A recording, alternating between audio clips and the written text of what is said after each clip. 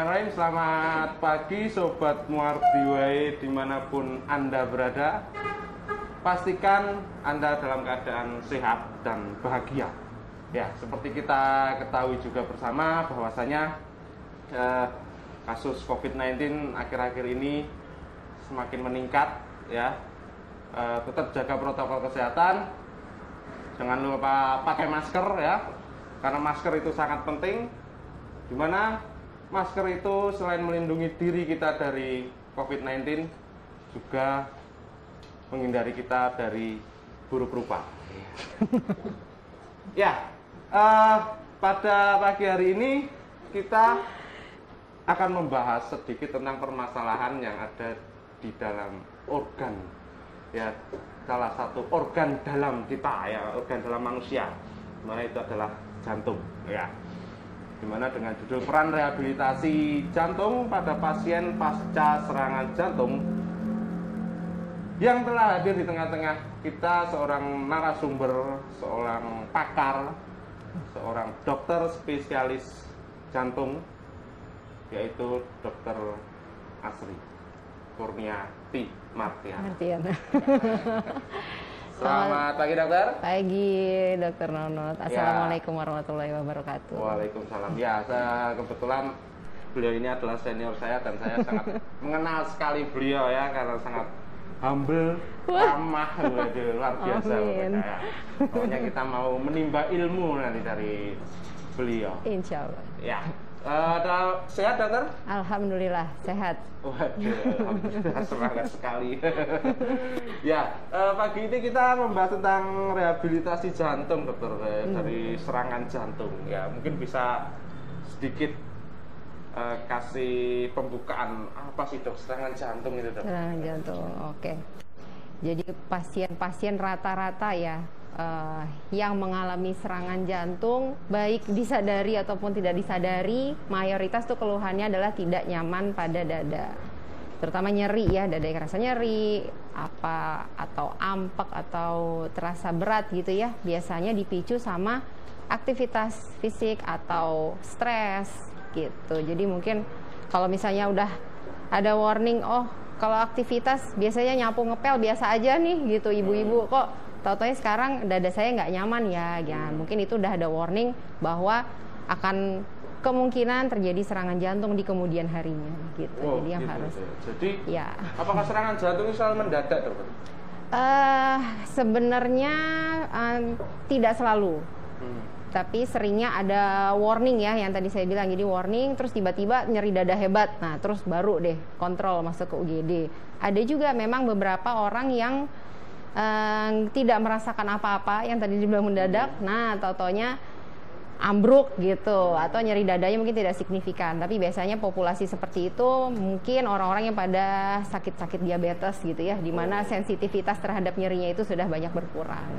Tapi banyak-banyaknya sih sudah ada warning ya. Jadi kalau bisa ditanyakan udah nyeri berapa lama, sebulan gitu, cuman nggak terlalu dirasa gitu. Nah terus tiba-tiba pas nyeri hebat, nah itulah dia masuk untuk dirawat serangan jantung. Jadi mengenali diri sendiri gitu ya. Betul. Sejauh mana sih ambang nyeri? Kalau sudah sering disakiti ya mungkin akan juga. Itu mungkin ngilunya beda ya. Serangan jantung. Iya. Ya. Lalu ini kan ada rehabilitasi jantung dokter. Jadi apakah yang sudah terkena serangan jantung bisa sembuh? Oke, pertanyaan berat. Oke, baik. Mungkin akan saya coba jabarin dari ininya ya, rehab jantung ya. Jadi rehabilitasi jantung di Rumah Sakit Dr. Muardi ini, jadi kita punya divisi prevensi dan rehabilitasi kardiovaskular di sini. Nah, di sini kita bertugas untuk mengedukasi dan memulai aktivitas fisik pada pasien-pasien, terutama di sini kita bahas yang pasca serangan jantung ya. Jadi dari mulai bedside-nya bagaimana, terus mobilisasi waktu di bangsal bagaimana, dan sebelum pulang pun nanti kita akan menilai bagaimanakah aktivitas fisik, bagaimanakah pengaturan atau komorbidnya atau penyakit yang menyertainya sudah terkontrol dengan baik atau belum sebelum pulang. Nah, di situ kita evaluasi satu-satu. Apakah pasien-pasien ini perlu nggak penambahan obat atau perlu nggak aktivitas fisiknya dikurangin dari yang sebelumnya, misalnya rutin olahraga kompetitif, main sepak bola, bisa katakanlah begitu ya. Nah, ini kita nilai apakah sudah boleh untuk melakukan kegiatan yang memerlukan energi yang tinggi pasca serangan jantung. Nah, di situ kita assess. Oke. Nah, terus memang rehabilitasi jantung ini nggak hanya pada saat mondok, tapi juga pada saat outpatient. Jadi kita ada fase-fase, ada fase 1, ada fase 2, fase 3, fase 4. Di mana fase 1 itu pas masih di dalam perawatan. Kemudian fase 2 itu poliklinik. Kemudian di situ kita akan mereassess lagi, kita akan menilai ulang lagi apakah selama dipulangkan dari rumah sakit itu sudah terkontrol atau belum gitu. Nah, disitulah kita akan mencoba untuk mengontrol, sekaligus kita tetap latihan fisik ya di ruang rehab jantung. Nanti ada jalan, ada pemanasan itu untuk yang fase 2. Nah, fase 3 itu kita nanti akan memberikan resep latihan untuk dikerjakan di rumah, dan kita pantau terus apakah masih bisa terkontrol nih setelah fase 2 selesai, kan udah terkontrol mudah-mudahan. Nah, fase 3 diharapkan tetap bisa memaintain itu. Nah, fase 4 kita sudah kembalikan ke masyarakat untuk melakukan semua pola hidup sehat yang sudah ditanamkan selama rehabilitasi jantung. Nah, jadi dari situ kita harapkan mungkin kalau misalnya untuk sembuh sempurna seperti sedia kala tidak ada penyakit pembuluh darahnya, ya mungkin tidak ya, tapi seenggaknya kita mencegah progresivitas dari penyakit tersebut. Jadi tidak ada serangan jantung ulangan gitu. Ya. Jadi setelah sembuh ternyata ada proses monitoring ya. Ya, betul. Monitoring itu adalah proses suatu rehabilitasi. Betul. Jadi, bagaimana sih memperbaiki hidupnya, walaupun tidak nanti secara tidak sembuh total, tapi ada beberapa tahapan. Iya, betul. Ya, kita sapa teman-teman yang online dulu, dokter. Ini ada yang menyimak ada 1921 dokter. Luar biasa. Ada beberapa server, itu server India, Bangladesh. Semoga ada translate-nya ya, tolong. Iya, luar biasa sekali ya. Kita ada pertanyaan juga dokter dari Sobat Muardi lewat Instagram. Ini ada Pinky Laurensa. Waduh. Pagi dok. Waduh. Saya penyintas autoimun. Beberapa waktu lalu saya sepedaan. Lalu di tengah jalan saya keringat dingin. Nafas ngap. Nyeri di dada sebelah kiri sampai beberapa hari saya masih merasa keringat dingin dan nyeri. Nyeri saya sharing. Ya. Sharing. Nyeri saya sharing. Sering. Oh iya. Wah, ini yang tanyakan apanya? Oke. Oh ini nih, sama salah satu dokter saya terkena OMI. Ya, aduh. Itu kenapa ya dok? Lalu antisipasinya untuk tidak terulang kembali. Tidak terulang kembali. Oke. Ya, oke supaya deh. Maksudnya apakah ini dan apakah itu bisa terulang kembali? Bagaimana? Gitu. Baiklah. Oke, saya coba jawab. Jadi kalau misalnya autoimun, gimana itu kan reaksi peradangan ya. Peradangannya bisa berlangsung sistemik, dan apalagi ini sudah diketahui bahwa udah ada old myocardial infarction, mungkin bagi yang belum tahu. Jadi sudah ada serangan jantung tapi sudah lama. Nah, itu tuh masih ada bekasnya ya. Nah, kalau misalnya memang dulunya sepedahan, nggak apa-apa gitu ya, dengan intensitas yang sama, kecepatan yang sama, dengan beban sepeda yang sama, nggak kenapa-kenapa. Tapi pada saat Anda melakukannya yang tadi dengan keluhan, mungkin ada penambahan intensitas gitu, atau mungkin cuaca juga pengaruh juga, panas atau tidak, kok ada gejala seperti nyeri dada. Nah, itu kalau misalnya dirasakan terus-menerus dalam aktivitas yang berat, ditambah lagi pada saat udah istirahat kok berkurang, cuman kok masih kerasa ya gitu. Nah, itu warning, berarti langkah yang selanjutnya harus dilakukan adalah di-assess dulu gitu, kira-kira itu sumbatannya itu signifikan atau tidak untuk mencetuskan gejala gitu. Nah, selama itu masih di-assess, mungkin olahraganya yang light aja. yang low intensitas aja. Jadi jangan terlalu di-push gitu ya. Karena nanti yang tahu limitnya kalau misalnya belum masuk rehab itu adalah ya diri sendiri. Nanti ngeliat, oh kalau misalnya saya dengan beban segini saya sepedahan berapa kilo udah mulai kerasa, ya mungkin coba jalan dulu aja lah, jarak-jarak deket aja, sambil bisa konsul ke kami untuk kita assess apakah memang benar-benar nyerinya itu asalnya dari sakit jantung koronernya gitu. Jadi kalau untuk mencegah ya low intensity, intensitasnya dikurangin dan konsul ke sini gitu. Ya. Oh, jadi memang kembali lagi ke mengenali diri sendiri tadi. Betul. Ya, Dok, ya. Nah, ini ada yang Dokter Yonggi tadi ya, Dok ya, yang dari Semarang ini, Dok. Wah, luar biasa. Ya, salam Dokter Yonggi. Ya, sedikit menyinggung dokter pertanyaan tadi, apakah serangan jantung atau penyakit jantung itu selalu pada yang berusia tua?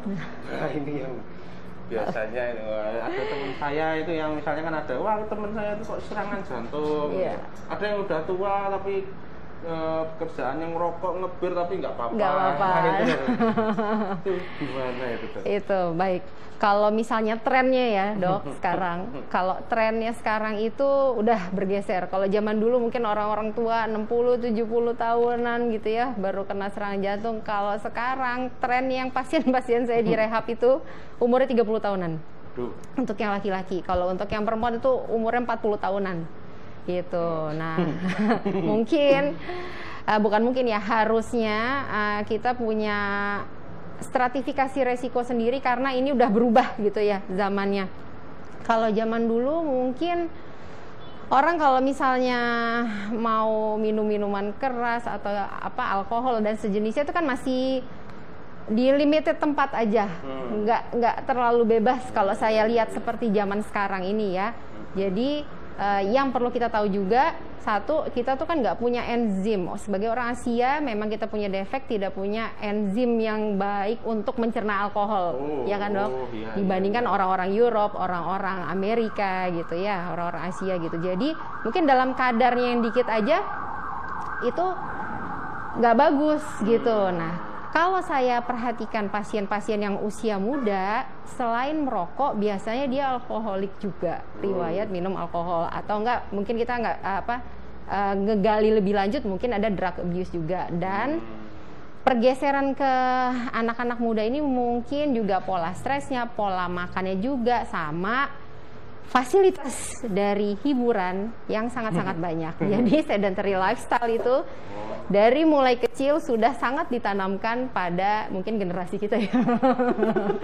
Gitu. Makanya kok sepertinya bergeser ya trennya sekarang, umur-umur produktif gitu sudah kena serangan jantung. Jadi hati-hati. Tapi memang harus diteliti lebih lanjut, terutama populasi di Asia, Indonesia. Kenapa kok trennya anak mudanya lebih banyak? Cuman kalau misalnya dari faktor resiko, rata-rata saya gali selain yang klasik ya, hipertensi, DM gitu, rata-rata itu adalah perokok dan peminum, plus ya tuh peminum. Kalau ngerokok aja mungkin 50, 60 gitu ya. Cuman ya itu cuman dari berdasarkan pengalaman klinis saya gitu. Jadi untuk registry yang pastinya harus lebih banyak lagi data nanti. Ya, menarik sekali, Dokter. Ternyata tadi tambahan ilmu juga, kalau ternyata orang Asia ya, Dok ya, itu enzim untuk menerima alkohol itu nggak punya. Atau limit ya. Limit, jadi nggak usah gaya-gayaan kalian American style, Eropa style ini ya. Kalian tuh orang Asia gitu. Karena memang ada ini, Dok. Jadi kan sekarang googling mania ya, jadi apa-apa sakit kadang-kadang sakitnya sesuai Google kadang-kadang. Pernah ada yang ngomong sama saya gini, kalau misalnya rekomendasinya penggunaan alkohol moderation gitu, moderation use ya, jadi ada takarannya berapa gitu dalam satu hari, itu bagus untuk kesehatan jantung, katanya gitu. Orang Amerika. Nah, tapi di situ mungkin karena budaya baca kita itu cuman sepotong, tidak diteruskan ke bawah. Di situ ya itu dah. Itu ada statement lanjutannya. Jadi statement lanjutannya adalah, namun apabila Anda bukan pengkonsumsi alkohol, naif alkohol, maka disarankan tidak minum alkohol. Jadi untuk lifestyle yang sehat bisa kita ganti ke makanan yang sehat, olahraga gitu. Jadi tetap harus hindarin intinya. Gitu. Wah, saya mau minum alkohol ini buat melatih jantung. Nah, aduh. Ada banyak cara. Ada banyak cara lain selain itu. Iya, Insya Allah luar biasa sekali. Ya. Ya, kita sapa lagi Sobat Marti Dokter, ada ya Salsabila ini dari Facebook. Assalamualaikum dokter, saya udah push Samarinda. Saya dan anak-anak pernah merasakan nyut merasakan nyut macam disuntik dada kiri. Apa kita tahu maksudnya nyeri gitu, nyut macam disuntik pada dada kiri. Apakah itu ciri-ciri penyakit jantung? Kalau putri saya umur 11 tahun juga merasakan hal sama, tapi di bagian tengah dada kiri. Kenapa ya dok? Terima kasih dokter. Nah, Oke dah. Nyut tadi dok. Nyut ya. Jadi mungkin rasa tidak nyaman ya. Rasa tidak nyaman tuh bisa macam-macam. Bisa kayak nyut-nyutan nyeri, bisa karena panas gitu ya biasanya ngerasanya. Nah kalau misalnya kayak gini harus kita bedakan ini masalah dari jantung atau masalah muskuloskeletal atau masalah ototnya gitu ya. Nah kalau misalnya masalah otot biasanya rata-rata ngomong ini kalau misalnya udah dikompres agak enakan, dikasih balsem agak enakan, nah gitu. Tapi kalau misalnya masalah jantung biasanya itu dipicu dengan aktivitas atau itu juga harus dibedakan lagi itu masalah koroner atau masalah radang, apalagi pada populasi autoimun gitu. Karena peradangan pada jantung juga bisa membuat keluhan seperti itu. Nah baiknya kalau misalnya memang itu dirasakan terus-terusan sampai mengganggu aktivitas, nah kita screening kembali lagi ke rehab. Kita bisa screening apakah memang itu masalah kardiak atau non kardiak. Jadi harus dikonsulkan dulu. Gitu. Jadi belum tentu kalau nyut gitu terus itu jantung. Jantung ya. Cuman kalau misalnya autoimun ya harus lebih hati-hati ya karena kecenderungan untuk kena koroner itu juga lebih tinggi. Baik, mantap sekali dokter. Jawabannya maksudnya. Ya, kita sapa lagi ada teman dari Instagram dok. Pagi dok, saya pasien PDA sudah dilakukan ADU. Pertanyaannya dok, bolehkah ikut vaksin COVID terutama? Wah ini ya. Oke. Ya, mungkin sekarang lagi gencar-gencarnya vaksin, ada beberapa tempat yang percepatan dokter. Itu dah. Ya mungkin bisa dijawab dokter. Kalau misalnya memang sudah ditutup PDA-nya dan sudah nggak ada gejala, nggak ada nggak ada sesak nafas, nggak ada kegiatan yang terbatasi karena masalah jantungnya, nggak ada gangguan irama, nggak ada bengkak gitu ya, udah aman-aman aja, insya Allah aman untuk vaksin. Apalagi PDA kan kalau udah diado, kita yang takutkan dari situ adalah hipertensi paru ya.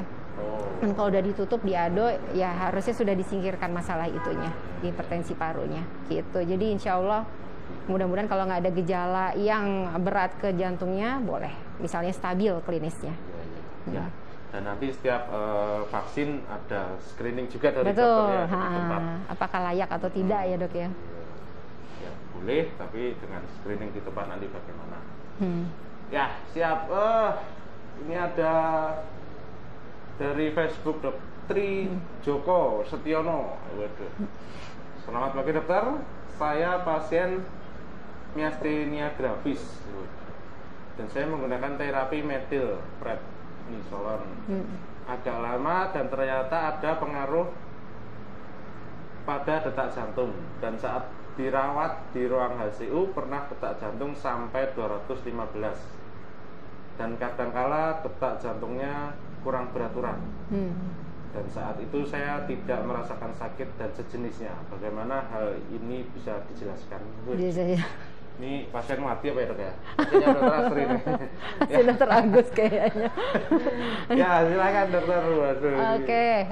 Kompleks sekali. Iya betul. Kalau miastenia gravis dan dapat terapi obat macam-macam, mungkin kita harus screening apakah memang detak jantung yang berlebihan itu karena masalah proses penyakitnya, gitu kan. Jadi kan nggak melulu karena obat ya dok ya, karena masalah proses penyakitnya atau memang ada gangguan struktural di jantung, gitu. Karena dari proses penyakitnya juga bisa gitu kan menimbulkan masalah di bagian lain. Nah, itu yang harus di screening jantungnya. Apakah memang jantungnya sudah sangat besar sekali, akhirnya bisa memicu detak jantung yang cepat, ataukah memang dia ada masalah di listrik jantungnya yang bisa bikin heart rate-nya tinggi gitu. Kalau misalnya memang masalahnya seperti ini, mungkin nanti kita bisa lakukan pemasangan Holter monitoring namanya. Jadi EKG dipasang di badan 24 jam untuk bisa ngedeteksi apakah ada masalah gangguan iramanya itu dan seberapa parah dan seberapa seringnya. Gitu. Iya. Ternyata tidak sekedar langsung bisa ya, Dok ya. Harus tahu kausanya dulu pada saat itu kenapa gitu. Ya mungkin ini yang lagi viral dokter ya, itu ada pemain sepak bola dokter. Christian Eriksen itu mungkin dokter juga waduh mesti nggak tahu, kalau dokter Jati mungkin tahu. Ya, jadi dia saya tahunya Diego Maradona. Jadi dia waktu main sepak bola lalu pingsan dok istilahnya, kolaps. Nah itu, dan katanya kalau berdasarkan berita serangan jantung dok. Dan saat itu juga dokter menyatakan kalau pemain tersebut harus pensiun. Apakah ada rehabilitasi jantungnya dan apakah bisa main bola lagi sih dok? Oh iya, oke. Mungkin sama kayak itu ya dok yang ditanya ya, Bu Rena ya. Oke. Iya. Bulu tangkis. Oke. Jadi kalau misalnya memang udah ada serangan jantung, nanti kita akan screening lagi nih. Apakah olahraga yang mau dia kerjakan, apakah dia intensitas ringan atau intensitas sedang atau berat atau sangat berat gitu. Jadi nanti setiap exercise itu ada intensitinya. Nah, dari rehab nanti kita bisa nge-assess apakah ini layak untuk kompetitif sport atau tidak gitu. Kalau misalnya dia layak kompetitif sport yang seperti apa? Nah, rata-rata itu hasil akhirnya adalah yang ringan-ringan aja atau rekreasional. Jadi kalau misalnya suka main tenis yang double. Dan yang cuman lucu-lucuan aja nggak pakai emosi. Jadi gitu. Jadi apalagi catur bener. Catur itu bisa emosinya tinggi tuh. Iya. Bisa gontok-gontokan itu dok. Gitu. Jadi mungkin dari screening dari situnya dia mungkin high risk untuk terjadi event. Makanya apalagi seorang pemain bola itu nggak bisa lah kita bilang dia santai. Levelnya betul moderate intensity, nggak, pasti dia intensitas tinggi untuk latihan maupun untuk kompetisinya itu sendiri gitu dok. Jadi makanya pensiun karena untuk mencegah event terjadi lagi. Tapi nanti walaupun pensiun mungkin masih bisa olahraga, mungkin ngajar gitu ya. Ngajarin main bola. Ya, mantap sekali dok. Ya, itu sekaligus ada pertanyaan dok. Usia 35 tahun, orang tua punya riwayat penyakit jantung dan saya suka bulu tangkis. Tapi sejak peristiwa pemain bulu tangkis nasional yang meninggal karena serangan jantung, saya jadi takut main bulu tangkis. Apakah saya berisiko kena serangan jantung juga dok? Nah ini dari orang tuanya dok. Orang tuanya meninggal serangan jantung, apakah dia berpotensi juga serangan jantung? Ini dari Rena Tasya. Oke. Jadi kalau misalnya untuk sakit jantung sendiri itu banyak faktor resikonya. Jadi faktor resikonya memang ada yang bisa kita modifikasi supaya mengurangi resiko, ada yang nggak bisa dimodifikasi. Nah, salah satunya adalah faktor genetik. Tapi di sini yang harus diperhatikan adalah berapakah usia orang tuanya Mbak Rena pada saat dia terkena serangan jantung. Kalau misalnya laki-laki yang saya katakan ya 40 tahun, 50 tahun udah kena serangan jantung, nah itu bisa kita kategorikan sebagai prematur serangan jantung. Nah itu anaknya beresiko nanti untuk kedepannya resiko untuk punya penyakit koroner gitu ya. Kalau misalnya ibu mungkin 60-an gitu udah kena serangan jantung kayak usia-usia 55 yang belum menopause, nah gitu juga kita bisa bilang itu adalah prematur CVD. Nah, itu meningkatkan resiko untuk anaknya. Cuman ngomongin kalau misalnya udah 80, 70 tahun itu kan udah proses agingnya gitu. Nah, tapi harus dilihat juga itu kan yang tidak bisa dimodifikasi. Nah, yang bisa dimodifikasi kita lihat dari indeks massa tubuhnya bagaimana, lingkar perutnya bagaimana, aktivitas fisik, pola makannya gimana gitu. Jadi jangan-jangan orang tua kita sebenarnya karena masalah ya udah aging gitu ya, padahal dulu gaya hidup sehat. Nah, bukan kita ya, maksudnya seseorang bisa kena serangan jantung karena memang pola hidupnya sendiri, jadi tidak ada faktor keturunan gitu. Ya. Jadi memang belum tentu kalau orang tuanya itu jantung, kita juga penyakit jantung, belum tentu ya. Mantap sekali Dok ya. Ini mungkin bisa membuka wawasan ya untuk Sobat Multiway dan kita semua bagaimana bahayanya serangan jantung dan maksudnya seberapa bahaya dan tidak semua orang bisa kena penyakit jantung dengan cuma-cuma. Betul. Ya, ini ada pertanyaan lagi Dok. Aduh, dari Rita Mama Fafa ini. Aduh, namanya lucu. Dok, makanan atau diet seperti apa yang disarankan untuk pasien pasca serangan jantung? Mungkin secara global ya saya ngomongnya nggak. Jadi healthy diet itu ada banyak kategori. Jadi mau apa nih? Misalnya sumber karbohidrat gitu ya. Mungkin yang lebih dipilih yang bahannya dari gandum gitu ya. Jangan yang simpel kayak apa? Nasi gitu ya, biasa kita makan gitu, atau terigu gitu, jadi yang dari gandum. Nah, terus ada beberapa pemilihan juga minyak yang dipakai untuk ngegoreng itu juga ada yang kadang-kadang aja lah dipakainya, ada yang oke, boleh. Nah, terus kalau makan udah hidup sehat, makan apa? Makan salad nih. Nah, dressingnya itu juga ada pemilihannya, mana yang boleh, mana yang enggak. Jadi kadang-kadang dia tambahin mayones, dia tambahin ini, itu sama aja. Jadi dalamnya sehat, atasnya nggak sehat gitu ya. Terus cara untuk cookingnya juga gitu. Jadi mungkin untuk yang goreng-gorengan itu agak dikurangin ya, lebih banyak ke rebus-rebusan. Kemudian pemilihan dagingnya juga beda. Daging manakah yang, misalnya suka makan steak nih, cari yang kadar lemaknya nggak begitu banyak gitu. Jadi bagian mananya gitu. Jadi mungkin kalau kita ngomongin gizi agak banyak ya, panjang gitu pembahasannya. Cuman yang jelas ya itu, kalau bisa lebih banyak gandumnya, cara untuk masaknya juga beda gitu kan. Kalau bisa yang sehat-sehat. Terus lebih banyak lagi yang makanan-makanan yang ikan-ikan, sebutannya oily fish ya, jadi ikan-ikan yang merah gitu ya, kayak salmon gitu, bagus.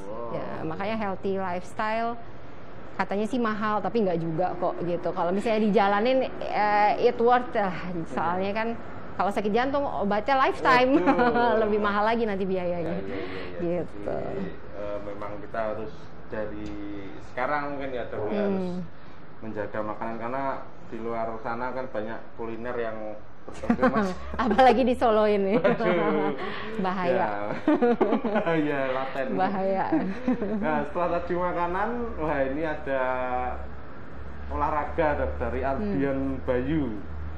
Olahraga apa yang disarankan untuk pasien pasca serangan jantung yang usianya masih 40 tahunan? Waduh, ini kayak tadi makanan, sekarang olahraganya yang aman, Dok. Pemilihan olahraganya ya. Jadi pemilihan olahraganya kalau pada saat awal kita kasih yang intensitasnya sedang. Intensitas sedang itu nanti pengukurannya gimana? Harus datang ke rehab, nanti boleh datang ke rehab. Kalau misalnya memang masih sering olahraga dan pengen diakses kira-kira saya aman nggak sih Dok? Kalau misalnya saya mau olahraga begini, begitu ya. Nanti datang aja ke rehab untuk kita lihat pada saat jalan dengan kecepatan, biasanya kita suruh ayo jalan secepat-cepatnya gitu ya. Jadi kan nanti ada jalan, ada track jalan, sambil kita monitor heart rate-nya, sambil kita monitor ada nggak gangguan irama jantungnya. Nah, di situ kita bisa lihat kira-kira kalau misalnya olahraga yang butuh heart rate katakanlah di atas 130 gitu ya pada setiap individu, itu kan beda-beda. Katakanlah pada misalnya Bapak nih 130 gitu ya. 130 di situ menimbulkan gejala atau tidak gitu. Mengalami penurunan hemodinamik kayak tensinya jadi turun, jadi nyeri dada, terus ada gangguan irama atau tidak. Nah, di situ kita bisa menentukan batas aman untuk olahraga dari heart rate gitu. Karena itu yang paling gampang ya, Dok. Rata-rata kan pada punya jam. Soalnya untuk intensitas sendiri tuh bisa dari heart rate, bisa dari jenis olahraganya gitu. Kalau jenis olahraganya yang moderate intensity ya jalan, sepedahan itu boleh. Cuman kalau misalnya mau yang kompetitif ya harus kita assess lagi. Jadi ada beberapa tahapan dari jalan sampai bisa jalan 1,8 biasanya kita lakukan treadmill test. Nah, treadmill test itu pakai EKG terus di alat treadmill gitu, nanti kecepatan dan inklinasinya sesuai sama alat treadmillnya. Nah, di situ kita bisa ngakses lebih jauh lagi seberapa amannya kah seseorang olahraga. Cuman kalau misalnya belum di-assess ya itu aja yang rekreasional atau yang individual sifatnya gitu. Jadi jalan, sepedahan, renang it's okay selama nggak ada nyeri dada, dan mungkin di kolam yang nggak terlalu dalam ya kalau misalnya itu, dan ada yang ngawasin. Jadi kadang-kadang kan kalau lagi berenang intensitasnya terlalu berlebihan juga banyak kejadian kan yang meninggal di kolam renang ya, Dok ya. Gitu. Nggak bisa renang. Nggak bisa renang. Iya. Gitu. Ya, jadi untuk olahraga tetap kita harus bukan kita, pasien yang jantung dan lain sebagainya juga harus hati-hati ya, Dok ya. Ya. Jangan asal olahraga aja, wah pokoknya aku sehat, saya sudah terapi. Bisa apa aja. Ya. Ya ini kita sapa lagi Jepara hadir menyimak. Waduh, luar biasa. Lu Jepara. Semoga aman ya Jepara. Gemolong menyimak, wah ya. Lagi zona merah, tapi tapi katanya semuanya itu adalah zona merah, Dok. Zona merah betul. Sama zona merah marun. Ya, ini ada kita siapa lagi? Ada Upik ya. Dok, pasien riwayat jantung apakah boleh dilakukan vaksin COVID? Vaksin COVID. Nah, tadi sudah dijawab. Asal nggak ada gejala ya. Jadi 3 bulan terakhir aman, nggak ada nyeri dada, nggak ada sesek, nggak ada bengkak gitu. Insya Allah aman. Iya. Ya, lalu, nah ini ada pertanyaan lagi, Dok, waktu bayi jantung saya bocor dan sudah dioperasi. Apakah saya berpotensi terkena serangan jantung? Apakah ada rehabilitasi yang disarankan supaya jantung saya bisa sehat selalu? Wah, ini dari Katarina Wina. Ya, sebenarnya setiap individu tetap beresiko ya, Dok ya, untuk apalagi kan ini udah istilahnya udah diperbaiki ya kondisi jantungnya. Tapi kalau misalnya setelah diperbaiki lifestyle-nya kacau, tetap beresiko untuk serangan jantung. Nah, terus rehabilitasinya sebenarnya olahraga yang disarankan adalah dalam 1 minggu tuh 150 menit untuk yang intensitas sedang. Intensitas sedang ya kalau misalnya kita hitung dari heart rate-nya itu bisa 50-60% dari maksimum predicted heart rate, atau yang sering dipakai itu 220 dikurangin umur. Gitu. Jadi 220 dikurangin umur, itulah maksimum heart rate-nya ya, kita pakailah 60%-nya dari situ untuk intensitas. Jadi misalnya punya jam gitu ya, jalan, oh nih heart rate-nya masih kurang, bisa kok dinaikin intensitasnya lagi gitu. Tapi mungkin kalau yang belum pernah sama sekali ya start low aja sampai nanti targetnya adalah intensitasnya bisa naik gitu. Jadi jangan terlalu dipaksain. Tapi jadi kalau untuk berpotensi ya semua orang berpotensi ya kalau lifestyle-nya nggak bagus gitu. Ya, terus juga bagaimana kita harus mengetahui cara daripada ngukur nadi kita sendiri ya, Dok ya.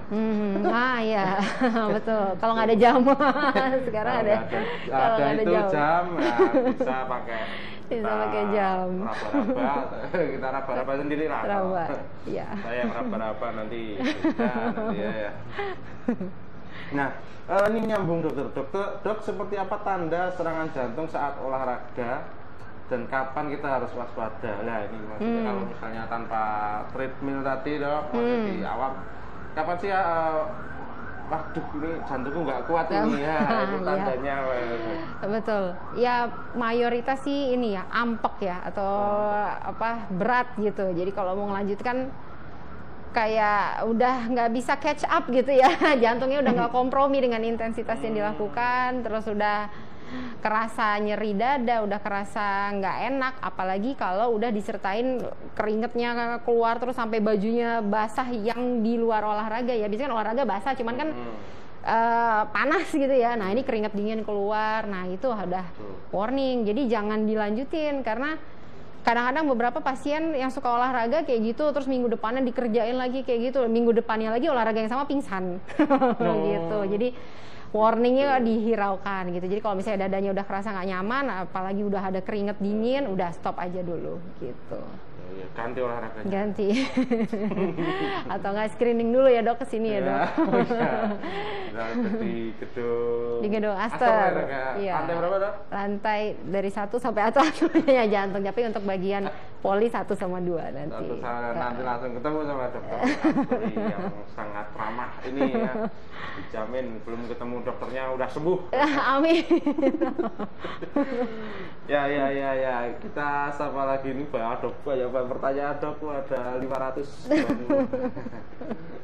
Ya, ini ada Dian Mika Haidar ya dok. Ini dari Jepara ini, wah luar biasa Jepara. Kesini naik apa ini ya? Dok, izin tanya, Haidar pernah ngerasain sakit di dada kiri, tiba-tiba pusing, lemas, tangannya susah digerakin, beberapa saat kayak blank. Itu serangan jantung ringan ataukah GERD? Oke. Nah, kalau gini harus tahu situasinya dulu sebenarnya dok ya. Situasinya itu lagi aktivitas atau memang lagi ada tekanan psikologis gitu. Karena itu nanti yang bisa ngebedain apakah itu memang masalah neurogenik ya, masalah saraf, atau memang masalah jantungnya gitu. Karena memang gejalanya agak-agak mirip, tapi kalau misalnya itu dipicu aktivitas dan sering banget terjadi dan intensitasnya tambah berat ya, bisa jadi harus di screening koronernya gitu. Tapi kalau misalnya masih muda terus lagi ada masalah dan kena seperti itu ya mungkin itu psikosomatis juga bisa. Kalau GERD sendiri biasanya memang gejalanya bisa sampai ampek ya. Kalau misalnya dia ada tidak nyaman di bagian perutnya, terus gas lambungnya tidak dikeluarkan, itu bisa bikin buat tarik nafas saja nyeri, itu kan sesek banget. Tapi biasanya dengan minum obat-obatan untuk GERD-nya, untuk MAH-nya itu pada saat udah buang angin atau sendawa, biasanya keluhan berkurang. Gitu. Gitu ya. Tuh, jadi bedanya GERD sama jantung. Yang sering kadang-kadang orang mengira aduh jantung. Aduh. Ya ini pertanyaan dok dari Mika Alina. Ya dok, Rina Kamilia dokter, mohon maaf. Dok, apakah penanganan serangan jantung selalu dengan pasang ring? Ya. Dan ini ada lagi terus nyambung dok, beda bypass dengan pasang ring itu apa? Beda, oke deh. Ini yang awam sekali dok. Wow, ya. Udah pasang ring. Ya, jadi dari serangan jantung tuh entitasnya beda-beda serangan jantung itu sendiri ya. Nanti kalau misalnya memang dia ada sumbatan total, nah di sini juga sudah ada center untuk primary PCI ya, jadi untuk pasang ring sito gitu ya istilahnya gitu ya. Jadi kalau misalnya memang serangan jantung akut dan dia nutup total, ya itu nanti kita akan buka pembuluh darahnya yang bermasalah. Kalau bisa pakai ring ya, kalau misalnya yang situ. Nah terus kalau misalnya dia nyeri-nyeri dada, tapi setelah kita stratifikasi resiko, ternyata kok masih ragu-ragu ya gitu, apakah layak untuk dilakukan melebarkan pembuluh darahnya dengan ring atau tidak. Nah itu kita assess lagi, salah satunya bisa dengan treadmill test atau bisa dengan ekokardiografi yang diberikan stres nanti untuk melihat gitu, apakah memang benar nyeri dadanya itu, apa serangan jantungnya menimbulkan masalah di otot jantungnya, aliran darahnya. Nah kemudian kalau misalnya memang indikasi sesuai dengan resikonya dan sesuai dengan sumbatannya, ya kita biasanya tata laksana dengan pemasangan ring. Nah kalau misalnya sudah dilihat ternyata kok sangat kompleks sekali ya gitu pembuluh darahnya, dan kemungkinan kalau misalnya kita tata laksana dengan kateterisasi, dengan kita lakukan intervensi, itu resikonya tinggi gitu, atau terlalu banyak ring yang harus dipakai. Nah itu kita harus over untuk pertimbangan dilakukannya operasi bypass. Nah jadi perbedaannya adalah yang satu itu tindakannya melalui pembuluh darah, jadi nanti masuk selang, yang pasang ring itu masuk selang dari pembuluh darah, bisa di tangan, bisa di pangkal paha, nanti masuk ke dalam pembuluh darah koronernya. Nah di situ kita akan deliver, akan kita pasang ringnya lewat situ. Tapi kalau misalnya bypass, nanti ada torakotomi ya dok, digergaji dadanya, terus nanti dibuka jantungnya, di situ dilihat. Nah jadi pembuluh darah mana yang ada sumbatannya, kita bikin jalan layang istilahnya gitu ya, untuk ngasih aliran ke bagian yang lebih bawahnya gitu. Jadi yang satu tindakannya operasi besar dibuka, yang satu melalui selang kateter. Oke, ya. Gitu. Nanti jelas beda ya dok ya. Beda. Wah luar biasa sekali, bayangin gaji gimana? Gaji. Kalau di forensik gaji itu terus nggak balikin lagi dok, tapi kalau jantung ya ternyata harus balikin. Harus balikin. Ya luar biasa dokter Asri. Nah ini ada pertanyaan lagi dok. Waduh, bisa 2 hari udah pertanyaan banyak banyak yang kepo tentang apa yang dinamakan dengan jantung. Ini ini dok, kenapa pasien pasca serangan jantung bisa berisiko terkena lagi ketika terlalu senang, sedih, atau malah emosional berlebih? Ya ini dari Tania Dewi ya. Biasanya kalau di sinetron itu terkejut. Oh iya, benar. Ya itu apakah benar? Oke. Jadi kalau misalnya habis serangan jantung kan kayak tadi kita di rehab ya, kita bisa mengakses apakah masih ada sisa atau enggak dari si koroner yang akan menyebabkan kerusakan otot jantung lebih lanjut gitu. Atau kita bilang, oh ini nanti kemungkinan terjadi event atau kejadian serangan jantung lagi tinggi nih. Nah itu kita bisa akses. Kenapa kalau senang, sedih, emosional berlebih? Nah karena di situ kan istilahnya kerja jantungnya dipaksa untuk lebih dibanding pada saat kita santai-santai aja. Nah di situ pada saat reaksi yang berlebihan itulah yang nantinya kalau misalnya masih ada sisa bagian koroner yang kira-kira butuh penanganan, butuh dibuka aliran darahnya, misalnya dengan pemasangan ring, karena dia menimbulkan gejala. Nah disitulah akan terpicu untuk tambah menyempit lagi gitu pada saat kondisi emosional ya, apapun itu. Gitu. Ternyata ya itu tadi berarti benar ya dok ya, sinetron itu ya dok. Cuman actingnya kurang natural mungkin ya. Ya nanti sutradara aja biar menghubungi dokter Asri untuk acting yang lebih natural. Gini loh acting serangan jantung gitu ya. Astagfirullah, jangan. Iya. Dan itu tadi pesan juga kalau habis riwayat serangan jantung juga jangan terlalu emosional ya dok ya. Senang, sedih juga jangan terlalu berlebihan, senang juga jangan terlalu berlebihan, terkejut juga nggak boleh berlebihan juga ya. Oh gitu. Ya. Oh gitu ya. Biasa aja gitu ya dok ya. Datar. Nah ini ada pertanyaan lagi dok. Dok, bagaimana cara menjaga kesehatan jantung untuk penderita hipertensi? Apakah olahraga yang disarankan? Nah ini mungkin sebelumnya kalau ya hipertensi sama penyakit jantung ya. Itu berteman baik. Berteman baik. Jadi mereka itu sama-sama merusak ya. Jadi kalau misalnya hipertensi tidak terkontrol dalam jangka waktu lama, otomatis dia akan merusak tatanan pembuluh darah yang sehat gitu. Nah itu nanti akan berpotensi untuk serangan jantung. Gimana cara jaganya? Jadi satu ya makan makanan yang orang hipertensi itu biasanya agak susah dikendalikan. Jadi makanan yang asin, karena natrium tinggi itu nanti akan menyebabkan tekanan darah tinggi. Nah padahal kandungan natrium itu tidak hanya ada di garam. Jadi kadang-kadang saya udah ngurangin garam. Oh, kecapnya bagaimana? Makan makanan kalengan gimana? Makan makanan yang diawetin gimana? Itu kalau diakumulasi jadi satu hari, mungkin kadar natriumnya tinggi gitu. Jadi ya jaga makanan sama olahraganya, boleh jalan, sepedahan, renang selama aman ya. Di SS jadi saya mau ini nyampein kalau misalnya 35 tahun ke atas, apabila ingin melakukan olahraga, sebaiknya screening dulu apakah aman atau tidak jika olahraga yang mau dilakukan adalah high intensity.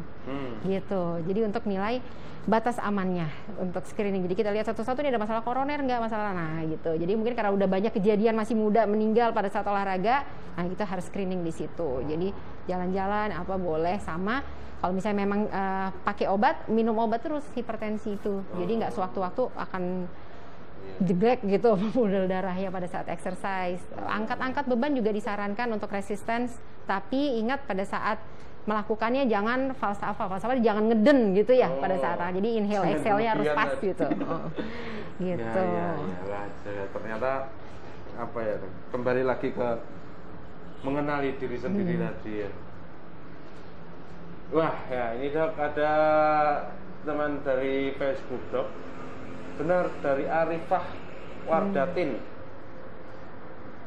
Benarkah kalau sering sendawa itu gejala jantung atau asam lambung naik padahal nggak ada rasa mual-mual? Nggak ada rasa. Ya, gejala penyakit jantung apakah ada juga sendawa, Dok? Oke. Itu highly not specific sebenarnya ya, sangat tidak spesifik untuk masalah ini saya sering sendawa jantung, karena memang gejala asam lambung itu tidak melulu disertai dengan rasa mual, bisa aja cuman gelegean aja. Tapi memang kalau orang-orang yang sudah mengalami gagal jantung, rata-rata itu perutnya gampang penuh. Penuhnya kenapa? Karena cairan gitu. Nah itulah yang akan membatasi mereka makan. Dimana kalau makannya dikit, otomatis kan asam lambungnya juga karena produksi juga akan ini ya agak over ya dan bikin gejala mual. Tapi sebelumnya pasien udah sesek, udah ada simptom jantungnya. Cuman kalau misalnya hanya sendawa aja mungkin tidak spesifik ya untuk gejala jantungnya itu sendiri. Habis gitu. Makan sendawa, wah jantung kan kamu. Iya, wah mantap Dok. Ya, terus apa saja sih Dok kira-kira rehabilitasi jantung yang istilahnya setelah serangan, terapi lalu rehabilitasi ya, ini sesuai dengan judul kita yang tadi mungkin belum dibahas. Rehabilitasinya sendiri itu seperti apa? Ya kalau misalnya fase 1, fase inpatient atau fase pada saat perawatan, misalnya di ICU gitu ya, dalam 24 jam pertama ya kita bisa ngecek kemandiriannya ya, minimal bisa ya sisiran kayak kalau misalnya sudah stabil ya. Nah terus apabila memang sudah tidak ada gangguan irama jantung, secara vital sign itu jadi tensi, denyut jantungnya bagus, udah nggak ada nyeri dada, seseknya sudah berkurang, bisa dilatih mungkin hari ketiga, hari kedua, ketiga. Kalau misalnya kita early rehab, bisa latihan duduk tegak gitu 30 menit atau tergantung individunya gitu. Nah terus step selanjutnya kalau misalnya udah ada di bangsal, bisa coba jalan di sekitaran ini aja, di sekitaran lorong gitu, atau enggak nanti cuman memang jarang sih biasanya kalau di sini dikerjain ya, naik tangga.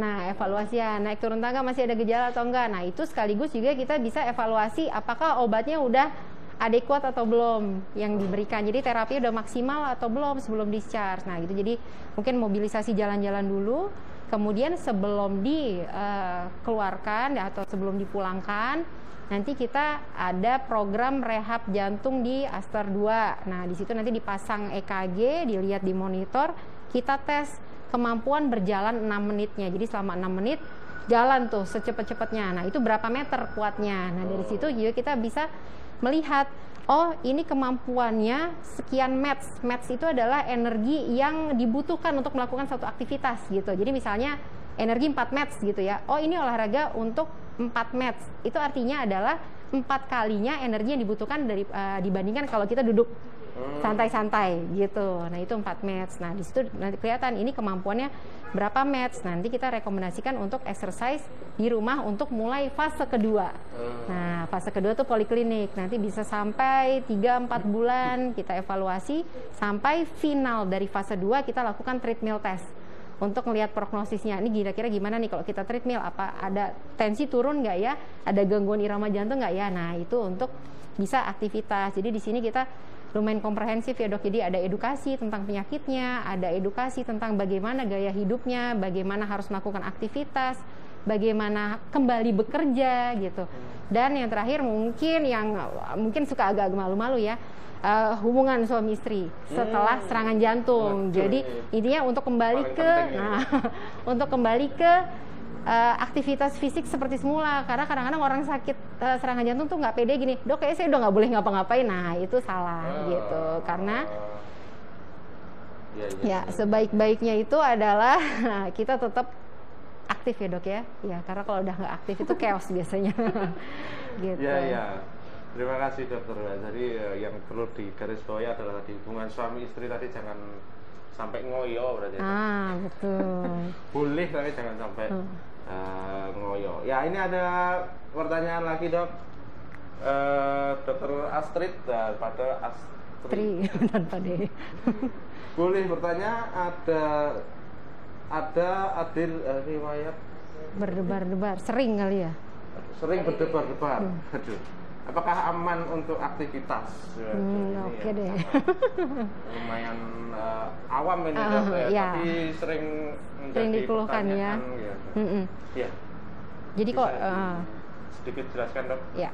Jadi debar-debar sendiri itu sebabnya sekali lagi saya bilangnya macam-macam. Satu karena memang lifestyle-nya nggak pernah ngapa-ngapain, jadi sekalinya aktivitas heart rate-nya akan lebih cepat naik ya, gitu. Misalnya biasanya duduk nonton TV gitu kan, coba deh beliin sayur gitu ke warung depan, itu aja udah bikin deg-degan gitu ya, karena sakingnya nggak pernah ngapa-ngapain. Kedua, memang kita harus screening ada masalah di metabolismenya nggak. Nah biasanya kalau debar-debar ini kita lihat apakah dia punya masalah di tiroid. Jadi kita cek dulu tiroidnya gimana, karena itu yang paling sering menyebabkan irama jantung berlebihan.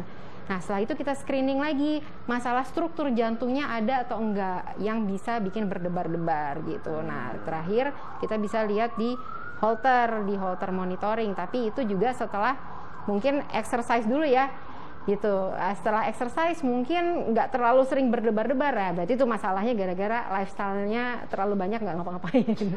Iya dok, wah mantap. Jadi memang ya berdebar-debar itu nggak mesti serangan jantung gitu ya dok ya. Nggak mesti sakit jantung. Ada di depan mau ketemu mantan tadi. Itu. Mantannya jualan sayur, ya kita mau beli sayur ya ternyata. Iya. Kan. Dan yang harus diingat mungkin heart rate semakin santai, ya nggak terlalu santai ya, maksudnya 60 untuk resting heart rate-nya itu makin baik untuk kondisi kesehatan jantung gitu. Semakin santai semakin baik. Tapi jangan. Ya ini ada pertanyaan lagi dok dari Pur Antopur, namanya Pur Antopur, Sepur.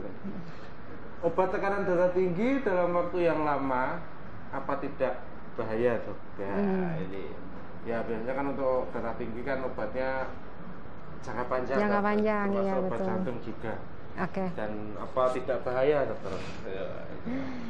Jadi tekanan darah tinggi itu satu aja penyakit yang bisa nyebabin kerusakan di berbagai macam organ gitu ya. Jadi obat tekanan darah tinggi gunanya adalah untuk meregulasi agar tekanan darah 24 jamnya itu tetap baik. Nah akibatnya kalau misalnya kita kondisikan dengan baik, misalnya ditakutkan ya, ginjalnya gimana? Ya ginjalnya baik karena aliran darah ke ginjalnya tidak terganggu ataupun dia tidak punya efek dari tekanan darah yang tinggi dalam jangka waktu lama yang menyebabkan kerusakan dari saluran ginjalnya, pembuluh darah ke ginjalnya gitu. Jadi memang obat-obat jantung, obat-obat hipertensi yang harus diminum seumur hidup itu efeknya bagus untuk kesehatan jantung sendiri maupun kesehatan organ-organ yang lainnya. Jadi nggak perlu khawatir. Nah sebenarnya kalau misalnya hipertensi ada yang resisten, jadi dia butuh banyak obat gitu dok untuk mengontrol tekanan darahnya. Nah, di situ bisa kita assess lagi. Kalau misalnya lifestyle diperbaikin kayak tadi, olahraga, terus konsumsi makanan yang bagus, berat badannya dijaga ideal, itu nggak otomatis ya. Dari banyak penelitian tuh bilang akan si tensi ini akan terregulasi sendiri dengan baik, sehingga satu-satu mungkin obat darah tingginya bisa dilepas. Biasanya tadi ada 4 macam gitu, bisa cuma 2 macam aja tensi udah terkontrol. Nah, yang ditakutkan apabila tidak diminum setiap hari, misalnya tensi udah terkontrol baik 130 apa 120 gitu ya, pada saat tadi kondisi emosional ya lagi panas segala macam, tiba-tiba naik jadi 200 atau 190 karena ketakutan minum obat hipertensi. Nah, disitulah titik yang akan menyebabkan terjadinya suatu serangan jantung atau mungkin serangan vaskular yang lain seperti stroke gitu. Jadi fluktuasi tekanan darah yang terlalu jauh dibanding yang lagi santai-santai aja, di situ yang berbahaya. Makanya harus diminum terus, kalau enggak malah bahaya. Iya, malah harus istilahnya untuk satu maintenance ya, betul. Maintenance. Jadi obatnya insya Allah aman lah ya untuk organ tubuh yang lain. Cuman kalau tidak diminum malah bahaya untuk jantungnya dan lain sebagainya. Ya dokter, nggak kerasa ini mau di penghujung acara dokter. Wah, diskusi kita sangat menarik ya dokter. Masih ada ribuan pertanyaan loh. Masih ada beberapa pertanyaan, nanti kalau belum puas sama jawabannya atau masih belum terjawab bisa menghubungi daripada dokter Afridi dokter Muardi ya. Pertanyaan tambahan dokter, dok, apakah minum obat jantung seumur hidup tidak merusak ginjal? Nah, ini seperti yang pertanyaannya Pur tadi ya dok. Ya. Gimana tadi dok? Jadi kalau misalnya udah ada hipertensi, sakit jantung, dia itu kan akan mengeluarkan hormon stres judulnya ya. Nah, stres hormon yang dikeluarkan itu nanti akan merusak organ-organ tubuh. Salah satunya adalah ginjal. Nah, jadi obat-obatan yang diminum seumur hidup itu adalah bertujuan agar menekan si stres hormon gitu, agar dia tidak melakukan kerusakan lebih lanjut lagi. Akibatnya apa kalau misalnya kita nggak minum? Ya udah, stres hormonnya akan berlebihan dan dia akan merusak. Jadi harus balance antara yang pro dan kontra. Nah, kalau misalnya yang kontranya terlalu banyak ya harus ditekan. Pro-nya maksud saya harus ditekan. Gitu. Jadi diminum saja. Gimana ya? Harus rutin minum, karena nanti kalau misalnya nggak minum ya rata-rata pasien akan datang lagi dengan keluhan yang bahkan lebih berat dari sebelumnya. Gitu. Dan ginjalnya akan perburukan setiap terjadi perburukan sakit jantungnya. Gitu. Terima kasih dokter. Ya, jadi untuk sobat Muardi yang terlambat atau tidak bisa mengikuti live kita pada hari ini, hasil rekaman live streaming hari ini bisa dilihat kembali di Facebook dan YouTube RSUD Dr. Muardi. Jangan lupa like, follow, subscribe, dan share akun media sosial kita di RSUD Dr. Muardi ya, di Facebook, Instagram, dan YouTube ya. Mungkin bisa memberikan sedikit statement terakhir dokter, pesan dan kesan ya, take home message ya, supaya memberikan bekal untuk teman-teman Muardi.